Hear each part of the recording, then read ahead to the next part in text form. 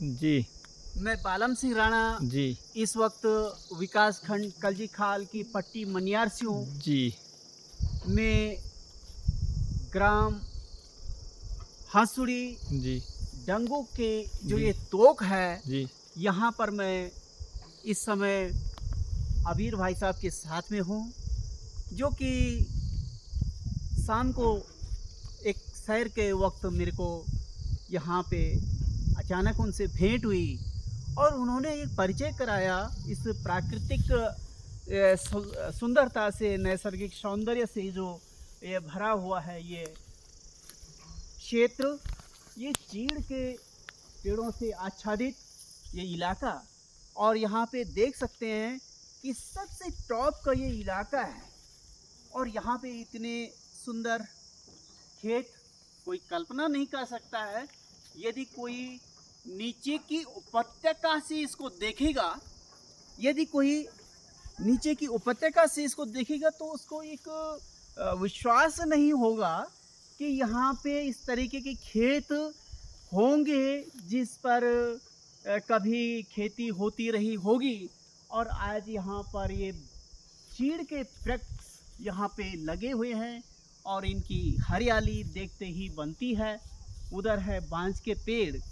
और अब मैं कैमरामैन अबीर भाई साहब से कहूँगा कि वो जो ये हंसुड़ी वाला इलाका है इसको दिखाएंगे कि मेरे बाईं ओर यदि हम दिखाएं तो ये है हंसुड़ी ग्राम, और उसी के इधर ये दाईं ओर हम दिखाएंगे तो ये है डांगू। और पल्ली पार यदि मैं आपको दिखाना चाहूँ नदी के पार जो एक गदेरा है, उधर है गुंड। गुंड के बगल में एक क्वीठ गांव पड़ता है, उधर फिर पुलियासू पड़ता है और नीचे गोरण है। और सामने की जो वो रिज दिखाई दे रही है वो है मुंडनेश्वर का इलाका, खैरालिंग महादेव। और अगर हम इस तरफ आ जाएं तो यहाँ है विकासखंड कलजी खाल का मुख्यालय। तो इस तरीके से, और सामने मैं कैमरामैन अबीर भाई साहब को कहूँगा कि वो उधर साकिन खेत वाला इलाका भी दिखाएंगे कि जो वहाँ पे उस धार में दिख रहा है वो है साकिन खेत का इलाका। और उधर अंतिम जो धार दिखाई दे रही है वो है लंगूरगढ़ी विकासखंड द्वारी खाल के अंतर्गत आता है। और अभी जहाँ पर मैं खड़ा हूँ ये है विकासखंड कलजी खाल का इलाका, जो कि बांज खाल से सटा हुआ है। और नियर बाय यहाँ पे घंडियाल कांसखेत के बीच का ये इलाका है। और इस वक्त हम निकले हैं घूमने के लिए। मेरे साथ हैं अबीर भाई साहब, कैमरामैन की भूमिका में वो इस समय हैं।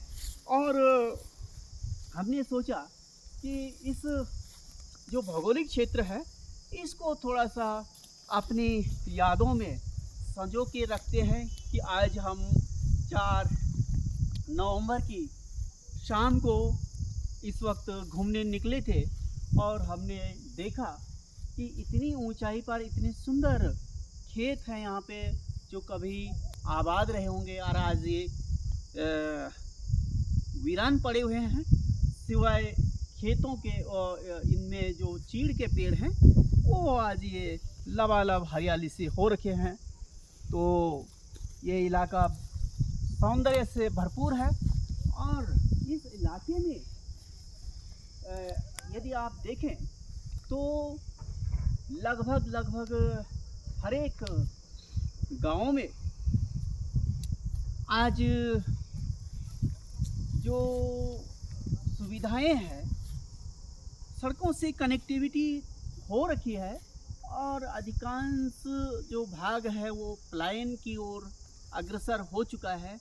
और केवल मैं कहूँगा कि जनपद पौड़ी का जो विकासखंड थलीसैंण वाला हिस्सा है, ब्लॉक है, उसी में पलायन नहीं हुआ है। अधिकांश जो 15 विकासखंड हैं विकासखंड जनपद पौड़ी के, उनमें पलायन हो चुका है।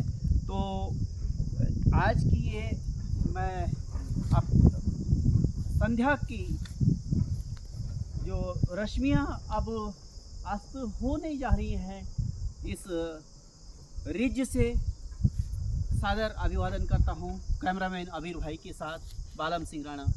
धन्यवाद, नमस्ते जी।